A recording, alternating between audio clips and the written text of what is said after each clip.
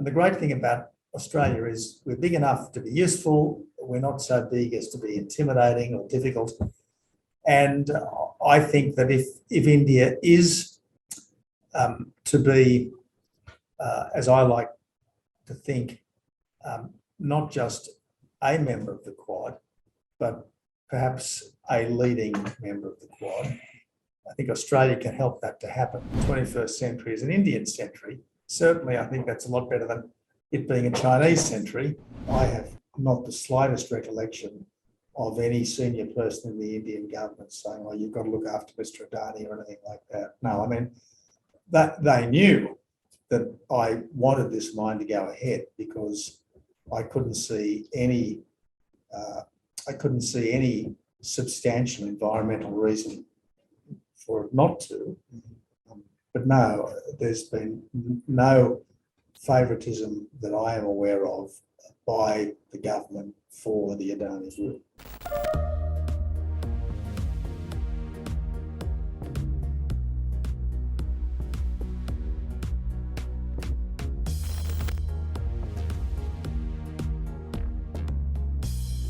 If I could start a little earlier, I spent 3 months in India back in 1981.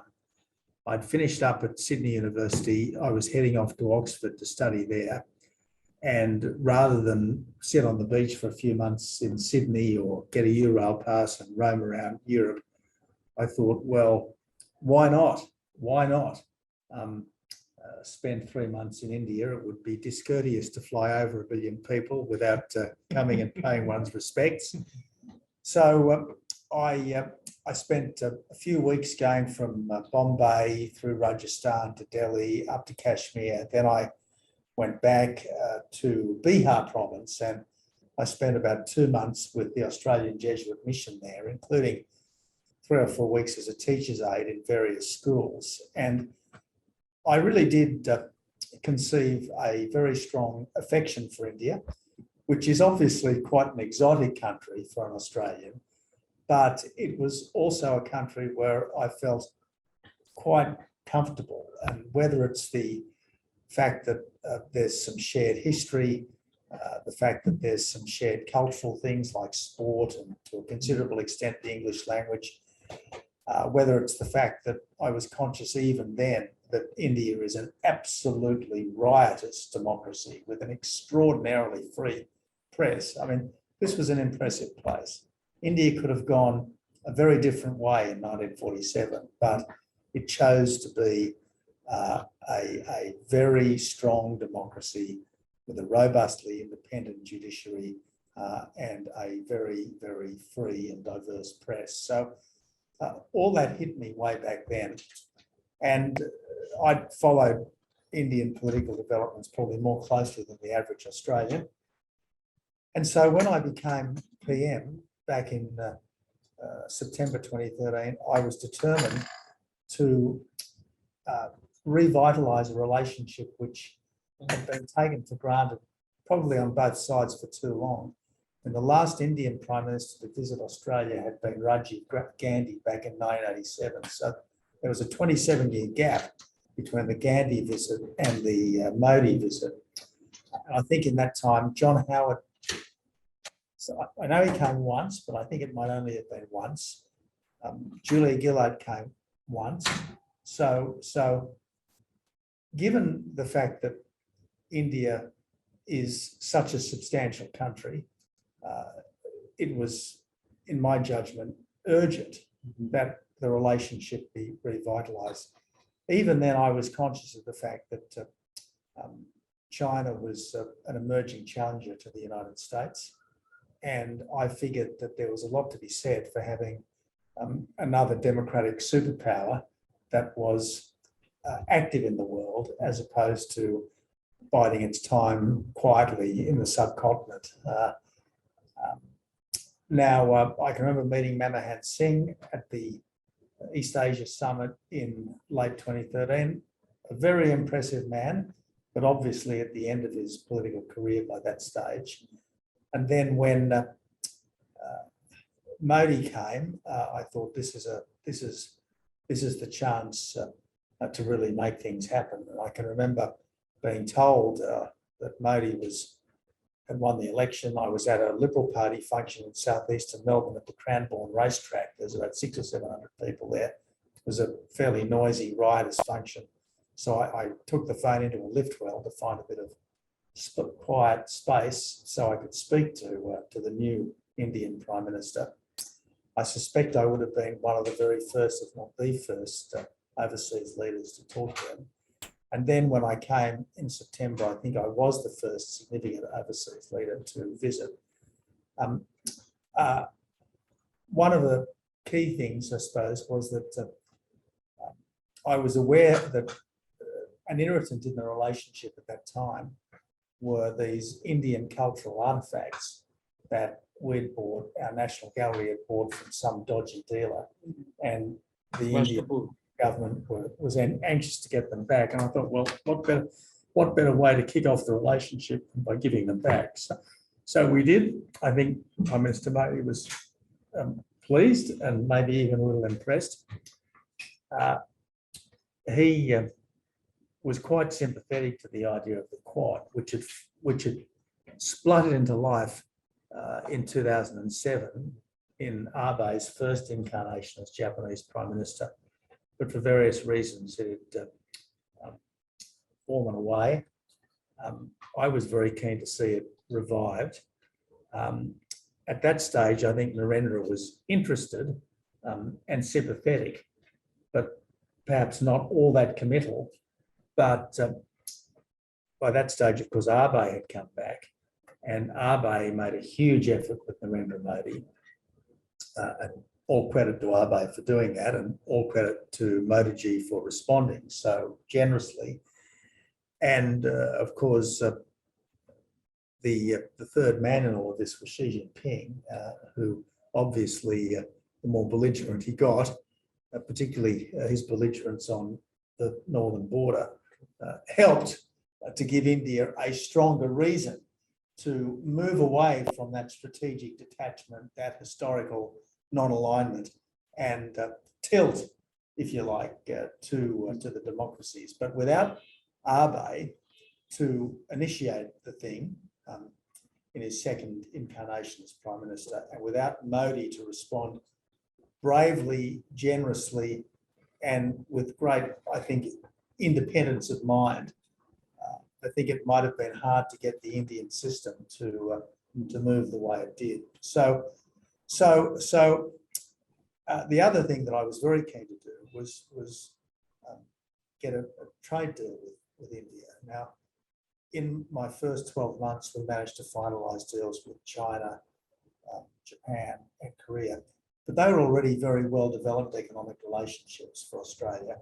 The Indian economic relationship has been badly underdeveloped, and I think now that the deal's been done, given that it is actually a very good deal, even though it's expressed to be an interim deal, and there may well be some icing on the cake down the track, but now that the deal's been done, within 6 years, there'll be zero tariffs, zero quotas on Indian exports to Australia, zero tariffs and quotas on 90% of Australian exports to India. There's a lot of work being done in terms of mutual recognition of qualifications, credentials, etc. A lot of work being done on digital harmonisation and so on.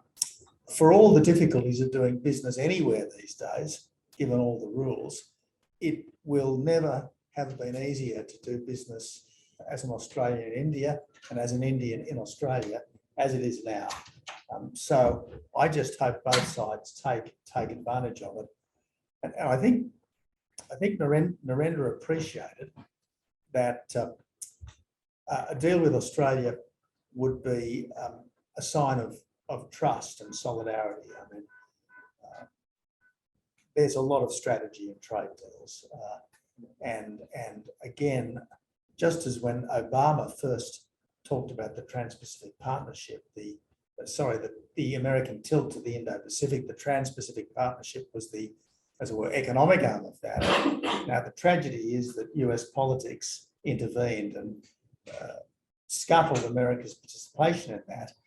But I see the India-Australia trade deal as, if you like, an economic complement to the Quad. The final point I make, and sorry for talking so much. But final point I'd make is that I think Australia is perhaps the easiest of Western countries to partner with India, because we do have a lot of things in common, but we don't have the difficult history that Britain has with India, or even that America has with India. I mean, we never kind of semi-backed Pakistan, for instance, during the Cold War. I mean, we were friendly with Pakistan, but we didn't go out of our way with Pakistan. So I think, and the great thing about Australia is we're big enough to be useful. We're not so big as to be intimidating or difficult.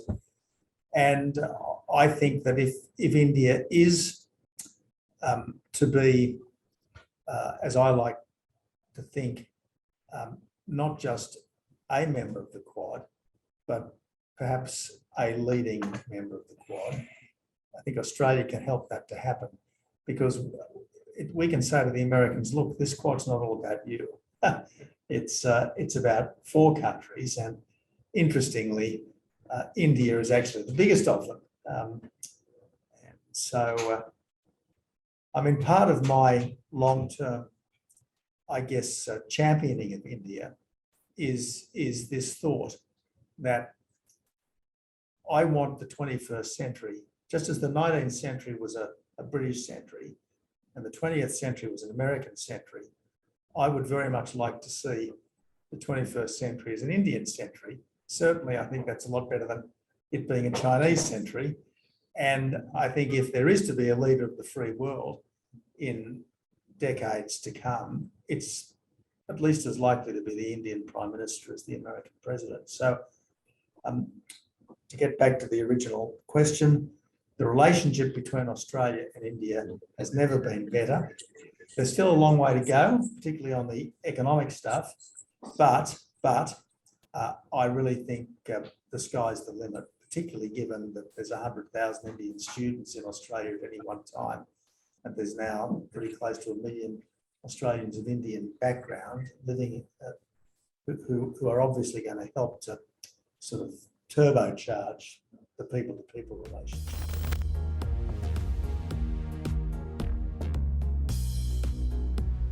Look, it's easy to make allegations, and the important thing is the presumption of innocence. I dare say these allegations will be investigated. I think an investigator has indeed been appointed. And if there's anything in them, obviously there'll be some due process of law, no doubt. But from where I sit, Adani made a very large investment in Australia to open a new coal province in central Queensland. He was blocked at every turn, sometimes by government, sometimes by activist groups exploiting legal processes. He persevered, and I want to say thank you, Mr. Adani, for the faith you've shown in Australia. And even though the mine is presently a little smaller than it was originally intended, it's still a very big mine, and it's now actually exporting after such a long and convoluted process. And I just think that what he's done in Australia is very good for investment and jobs, and the coal that comes here to India is going to be important in terms of helping more of the tens of millions still without 24/7 power to get the power they need for modern life. So look, yeah, by all means, let the regulators look into whatever's alleged. But Adani has done good things in Australia. And if he may or may not have done bad things in terms of stock market shorting or whatever it is, let's see where the cards fall. But as things stand, I'm extremely grateful to him. All Australian coal comes without tariffs now. It's not just Adani's coal, it's any Australian coal that comes to India comes without tariffs. Now, so look, it was tailor-made, A, for Australian coal exporters, and B, for the Indian coal consumers, which ultimately means Indians who want cheap, reliable power. I have not the slightest recollection of any senior person in the Indian government saying, "Well, you've got to look after Mr. Adani" or anything like that. No, I mean, that they knew that I wanted this mine to go ahead because I couldn't see any substantial environmental reason for it not to. But no, there's been no favouritism that I am aware of by the government for the Adani Group.